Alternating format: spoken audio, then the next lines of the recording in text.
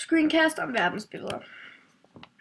Den græske filosof Aristoteles mente, at universet bestod af en stor kugle, jorden, som ifølge ham var verdens centrum. Han mente, at jorden var i midten, mens de daværende planeter og solen kredsede sig rundt om jorden.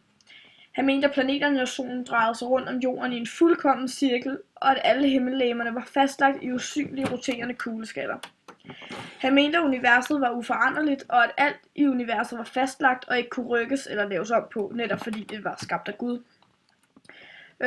Hans teori om verdensbilledet blev meget anerkendt af den katolske kirke blandt andet, der var meget optaget af hans idé om universet. Indtil 1500-tallet var Aristoteles' verdensbillede meget anerkendt af både kirke og mange af verdens borgere, men indtil Nicolaus Copernicus, som var astronom og embedsmand, modsagde hans teori og forklarede sin egen teori om verdensrummet. Altså, jorden var blot en planet, ligesom alle de andre, og at jorden kredsede rundt om solen. Solen sad fast, og planeterne samt jorden bevægede sig i cirkelbevægelser rundt om solen. Som konklusion, solen var verdens centrum. Kirken var meget interesseret i den måde, som Copernicus kunne opdage nye måder til nye udregninger omkring universet, men overhovedet ikke glad for princippet og indholdet af hans teorier. Fordi kirken var blandt andet uenig med hans nye idé om verdensbilledet, og rigtig sur over, at han havde sådan modsagt Bibelen. Altså i den forstand, at bare sådan uden videre erstatte jorden som centrum af verden. Tycho Brahe, en af verdens mest kendte astronomer, var en praktiserende astronom, og opdagede, at verden måske ikke helt foregik efter Aristoteles' verdensbillede. Det opdagede han, da han i 1572 med sit teleskop observerede en ny stjerne, han kaldte for Stella Nova. Efter han observerede den nye stjerne, opfandt han mange nye instrumenter, der ville give ham et mere nøjagtigt svar på, hvordan universet så ud. Han begyndte også at opfinde nye og mere nøjagtige observeringsmetoder, hvorefter han begyndte forfra med helt nye observationer og helt nye tabeller, der ville give mere svar på universet, end han tidligere havde opnået. Tycho Brahe kendte godt til det kopernikanske verdensbillede, men han var ikke helt enig. Han havde nemlig prøvet at måle parallaksen for nogle stjerner, men han fandt ikke den ændring, der skulle findes, hvis jorden drejede sig rundt om solen. Dog beundrede Tycho Brahe stadig, at Copernicus var realist med hensyn til verdens centrum. Og med hensyn til astronomien. Men Tycho Brahe var også stadig meget fascineret af Aristoteles' verdensbillede, altså at jorden er verdens centrum. Og derfor endte han med at finde et alternativ, der indeholdt både Copernicus' og Aristoteles' idé af universet. Tycho Brahes kompromis af verdensrummet så ud således, at jorden var universets centrum, og solen og månen drejede sig om jorden, men resten af planeterne bevægede sig rundt om solen i et foranderligt univers. Johannes Kepler var en tysk matematiker og blev ansat af Tycho Brahe som assistent. Efter Brahe døde, overtog Kepler Brahes observationer, flere noter gennem 20 år, og brugte dem til at beregne planetbanernes form. Nemlig fordi han havde opdaget ud fra Brahes observationer, at planeterne ikke bevægede sig i perfekte runde cirkler, men mere måske som en oval cirkel. Kepler lavede derfor 3 love, der beviste, hvordan planeterne bevægede sig.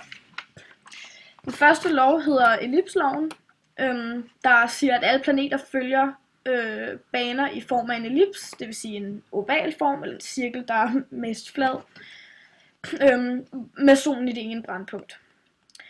Og anden lov er arealloven, som siger, at arealet som forbindelseslinjen mellem planeten og solen overstryger per tidsenhed er konstant over hele banen. Og den tredje lov er den harmoniske lov, der siger, at den gennemsnitlige baneradius i tredje potens divideret med omløbstiden om solen i anden potens er en konstant for alle planeterne. Og det vil sige, at udregningen ser ud sådan her, at r i tredje divideret med t i anden er lige med konstant.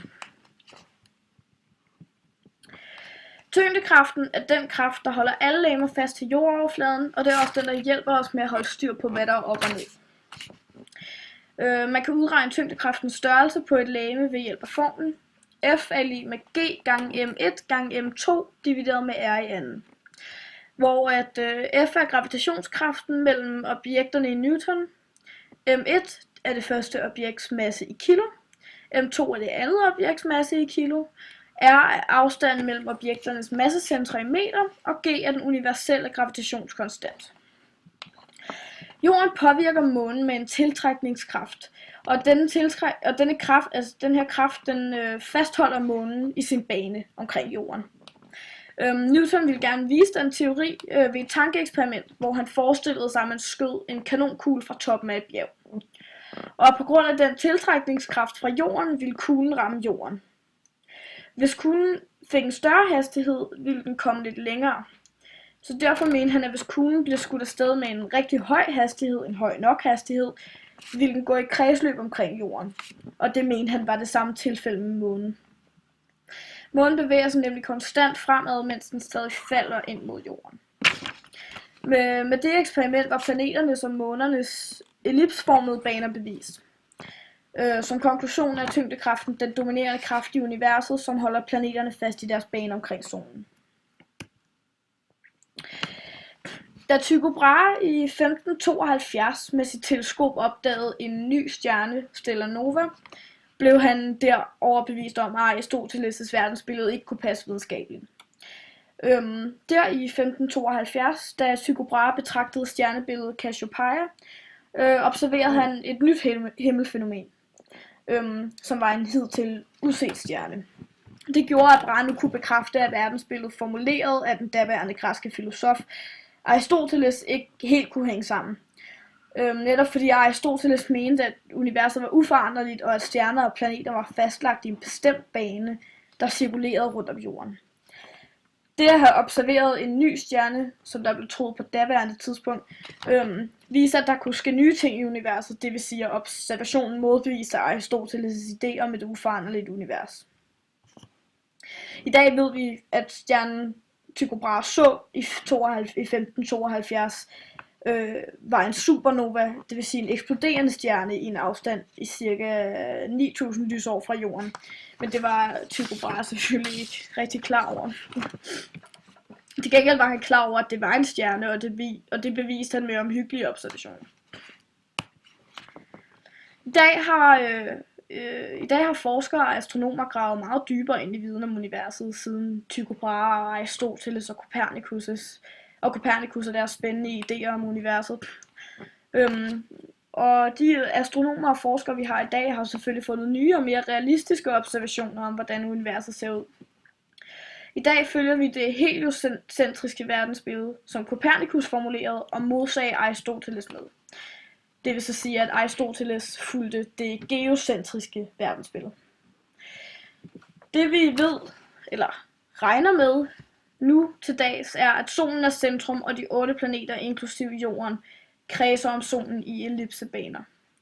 Vi ved, at universet er foranderligt, som bevist efter Brahes observation af Stella Nova, den nye stjerne, nu kendt som supernovaen, den eksploderende stjerne. Men man kan aldrig vide, hvilke nye og spændende observationer, der kommer til overfladen i fremtiden.